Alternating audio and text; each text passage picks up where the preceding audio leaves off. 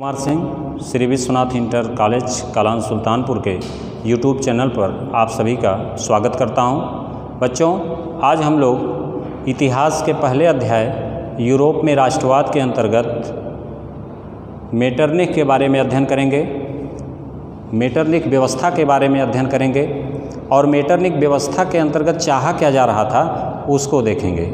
इसके बाद 1815 से लेकर के 1848 की ईस्वी के बीच में जो क्रांतियों का एक दौर था उसको देखेंगे कि ये क्रांतियों ने क्या प्रभाव डाला यूरोप में और ये क्रांतियाँ एकदम से असफल रहीं या सफल रहीं। अगर असफल रहीं तो क्या कोई प्रभाव डाल पाएँ या नहीं डाल पाएँ, इसको देखेंगे। और सबसे लास्ट में हम लोग देखेंगे कि जुलाई क्रांति, जो कि फ्रांस की सबसे प्रसिद्ध क्रांति है, जुलाई क्रांति के बारे में अध्ययन करेंगे। तो आइए हम लोग देखते हैं कि मेटरनिख व्यवस्था, या सबसे पहले जानेंगे कि मेटरनिख कौन था। मेटरनिख ऑस्ट्रिया का चांसलर था। चांसलर क्या होता है कि जैसे भारत देश है और यहाँ पर प्रधानमंत्री को जो शक्ति प्रदान है वही शक्ति यूरोप के अन्य देशों में जो चांसलर हुआ करते थे उनको प्राप्त हुआ करता था। तो कहने का मतलब जो मेटरनिख था वह ऑस्ट्रिया का चांसलर था और उसे बहुत सारी शक्तियाँ प्राप्त थी। तो 1815 ईस्वी में जब नेपोलियन बोनापार्ट पराजित हो जाता है तो उसको जेल में डाल दिया जाता है और मेटरनिख अपनी अध्यक्षता में वियना संधि करता है और उस संधि के उपरांत नेपोलियन बोनापार्ट के पहले का जो शासन व्यवस्था था उसको लागू करता है। तो ये जो सारी व्यवस्थाएं थीं वह मेटरनिख व्यवस्था कहलाई और 1815 से लेकर के 1848 का जो कार्यकाल रहा, जो समय रहा, वह मेटरनिख युग के नाम से भी जाना जाता है। तो हम देखेंगे कि मेटरनिख कौन था। वो ऑस्ट्रिया का चांसलर था। तो वह घोर प्रतिक्रियावादी था। प्रतिक्रियावादी मतलब वह राजतंत्रात्मक सत्ता में विश्वास रखने वाला था। वह प्रजातंत्रात्मक व्यवस्था में वह बिलीव नहीं करता था, विश्वास नहीं रखता था।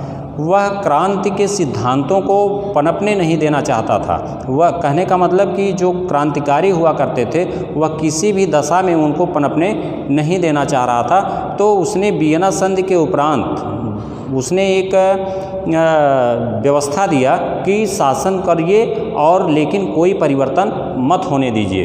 तो इस तरह की जो व्यवस्थाएं थीं वह मेटरनिख व्यवस्था कहलाई। तो और उस व्यवस्था के अंतर्गत इसने क्या किया कि क्रांति के सिद्धांतों को रोकने का पूरा प्रयास किया। क्रांति के सिद्धांतों को इसने क्या किया कि पनपने ही नहीं देना चाह रहा था और उसने ये निर्देश दे दिया था कि किसी भी दशा में ऐसा कोई भी सिद्धांत हमारे सामने नहीं आना चाहिए जो कि राजतंत्रात्मक व्यवस्था के खिलाफ हो। तो उसने किया क्या, उसने ये किया कि जो वहाँ पे अखबार छपते थे, जो पुस्तक छपती थी और जो नाटक हुआ करते थे राष्ट्रवाद की भावना को बढ़ाने के लिए और जो देशभक्ति गीत गाया करते थे लोग, उन पर क्या किया कि सेंसरशिप लगा दिया। सेंसरशिप लगाने का मतलब है कि कोई भी अखबार बिना राजा से पूछे वो प्रकाशित नहीं होगा, वो निकलेगा नहीं, या राजा जैसा चाहता है उस अखबार में वही छपेगा, इसके अतिरिक्त कुछ और नहीं छपेगा। पुस्तक की जो छपाई हो रही है वह राजा के दिशा निर्देश के बाद ही उस पुस्तक को छापा जाएगा और राजा के खिलाफ कोई भी ऐसा शब्द उस पुस्तक में नहीं होगा। और नाटक पे जो सेंसरशिप लगाया गया कि उसने कहा कि जो आपका नाटक होगा वह राजा का गुणगान करेगा, राजा का विरोध नहीं करेगा। आपके नाटक के द्वारा ऐसा एकदम नहीं होना चाहिए कि आपके नाटक में राजा के खिलाफ कोई बात लिखी जाए या कही जाए या उसके ज़रिए से आप नाटक करें। नहीं, आप नाटक वही करेंगे जो राजा और उसके सिद्धांतों को अच्छा सिद्ध करने के लिए हो। उसने फिर क्या किया कि देशभक्ति गीत पर सेंसरशिप लगा दिया, यानी कि जो देशभक्ति गीत के माध्यम से वहाँ के लोग राष्ट्रवाद की भावना भड़काने का काम किया करते थे उस पर प्रतिबंध लगा दिया। और उसने कहा कि आपका जो गीत होगा वह राजा का ही गुणगान करेगा, इसके अतिरिक्त कुछ भी नहीं कर सकता है। तो इस तरह से जो भी क्रांति के सिद्धांत थे उन सब पर सेंसरशिप के द्वारा वह नियंत्रण किया।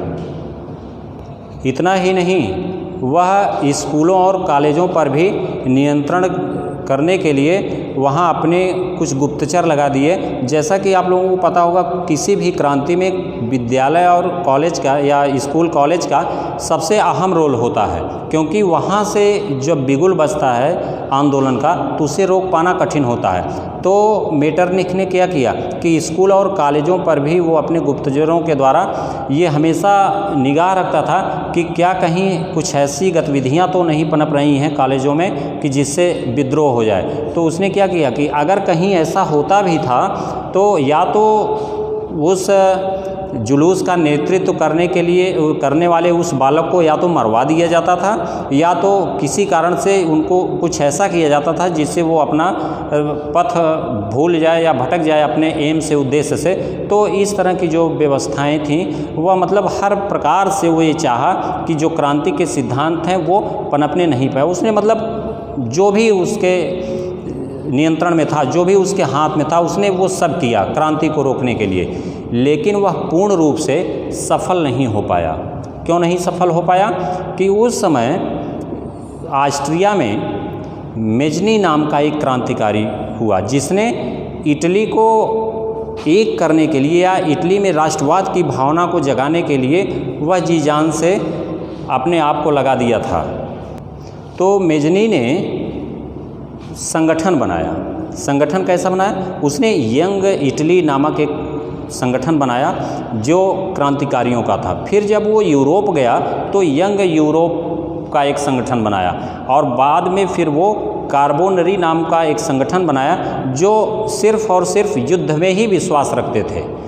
उनका ये मानना था कि अगर हमको अपने देश को आज़ाद कराना है तो उसका मात्र एक विकल्प युद्ध ही है। कहने का मतलब कार्बोनरी जो संगठन था वह बहुत ही आक्रामक संगठन था। तो इस तरह से क्या हुआ कि 1830 ईस्वी के बाद पूरे यूरोप में क्रांति का आरंभ हो गया। तो 1830 में जब पूरे यूरोप में क्रांति आरंभ हो गया तो मेटरनिख और उसके द्वारा स्थापित किए गए या बनाए गए राजाओं के द्वारा जब स्थिति नियंत्रण से बाहर होने लगी तब वो एकदम से घबरा गया। और हद तो तब हो गई जब स्वयं ऑस्ट्रिया की राजधानी वियना में खुला संघर्ष हो गया। खुला संघर्ष मतलब कि मेटरनिख के सैनिकों के बीच और वहाँ की जनता के बीच एकदम से खुला संघर्ष हो गया। और स्थिति यह हुई कि मेटरनिख जो है अपनी जान बचाने के लिए त्यागपत्र दे करके वह कहाँ भाग गया? इंग्लैंड भाग गया। तो वह इंग्लैंड भाग गया। तो यह जो समय था 1830 से लेकर के 1848 ईस्वी का, इसे इतिहासकारों ने क्रांतियों के दौर के नाम से संबोधित किया। या हम कह सकते हैं कि 1830 से लेकर के 1848 ईस्वी का जो समय था यह क्रांतियों का ही समय था। बहुत सारी क्रांतियां हुई इस समय में। कुछ क्रांतियां तो एकदम से सफल रहीं, लेकिन कुछ क्रांतियां असफल रहीं। लेकिन जो क्रांतियां असफल रहीं वह अगर राजा को भले न भगा पाई हों, लेकिन लोगों के अंदर राष्ट्रवाद की भावना का विकास करने के लिए वह पूर्ण रूप से अपनी छाप लोगों के अंदर छोड़ गई। तो ये जो आपका समय था 1830 से 1848 तक का, इसे क्रांतियों का दौर कहा गया। आगे जो सबसे महत्वपूर्ण थी वह थी फ्रांस की जुलाई क्रांति। ये फ्रांस की जुलाई क्रांति क्या है? फ्रांस की जुलाई क्रांति जब 1815 ईस्वी में नेपोलियन बोनापार्ट पराजित हुआ और संधि के द्वारा वहाँ पर ये मेटरनिख ने लुई 16वें के वंशज लुई 18वें को वह फ्रांस का राजा बनाता है। लेकिन जो लुई 18वां होता है वह थोड़ा ब्रेन वाला था, वह दिमाग वाला था, और वो अपने बाप दादा जैसे सख्त विचारों वाला नहीं था। उसने क्या किया कि उसने प्रतिक्रियावादी और उदारवादी दोनों लोगों के लिए अच्छा कार्य किया। कहने का मतलब वो दोनों लोगों के बीच में सामंजस्य बैठा करके काम किया, और जिसका प्रभाव भी फ्रांस में देखने को मिला कि वहाँ की जो जनता थी वह लुई 18वें से बहुत खुश रहा करती थी। उसने बहुत सारे संवैधानिक सुधार भी किए। संवैधानिक सुधार उन्होंने किया, कौन? लुई 18वां ने। और इस संवैधानिक सुधार के अंतर्गत वहाँ की जो जनता थी वह बहुत ही प्रसन्न रहने लगी लुई 18वें से। लेकिन ये सारी व्यवस्थाएं तब समाप्त हो गईं जब 1824 ईस्वी में लुई 18वां जो है वह उसकी मृत्यु हो जाती है या वह मर जाता है।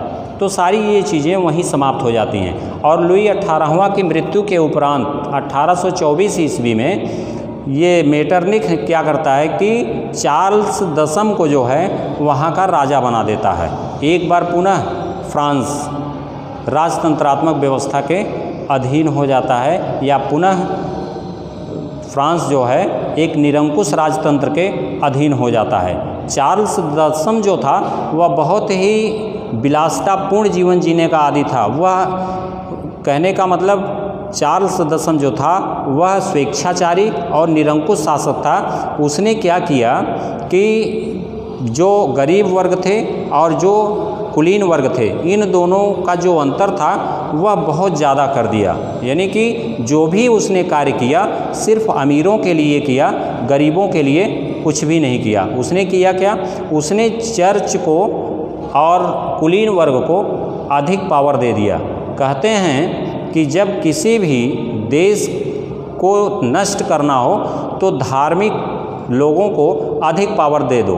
तो यही किया चार्ल्स दसम ने कि चर्च और कुलीन वर्ग के लोगों को इसने अधिक पावर दिया, और जिसका परिणाम यह हुआ कि कुलीन वर्ग और चर्च दोनों ही अनियंत्रित हो गए, और चार्ल्स दसम जो था वह अपना विलासितापूर्ण जीवन जीने के लिए गरीबों पर अत्याचार करता रहा। चार्ल्स दसम ने राष्ट्रवादियों का क्रूरतापूर्वक दमन किया और अखबारों पर पूर्ण नियंत्रण लगा दिया। हद तो तब हो गई जब वह 1830 ईस्वी में पोलिगनेक नामक इंसान को वो क्या कर देता है, वो प्रधानमंत्री बना दिया है। और रहा सहा कसर जो है पोलिगनेक ने पूरा कर दिया।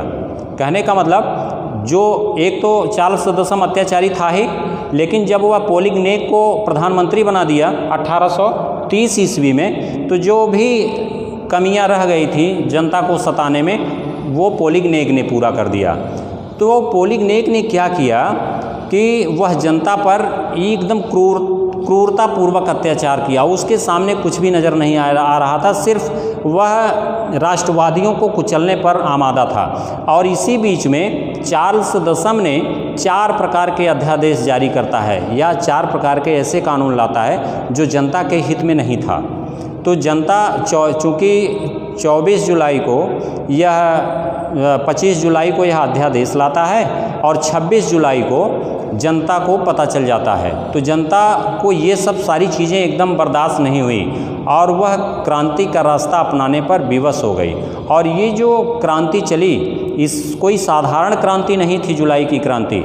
इसमें अमीर, गरीब, यहाँ तक कि सैनिक, छात्र, सारे लोग सम्मिलित हो गए। और जो पेरिस की सड़कें थी वह 27, 28 और 29 ये 3 दिन तक ये क्रांति चली थी। और यह क्रांति रात भर पेरिस की सड़कें जो थी वह नारों से गूंजती रहीं।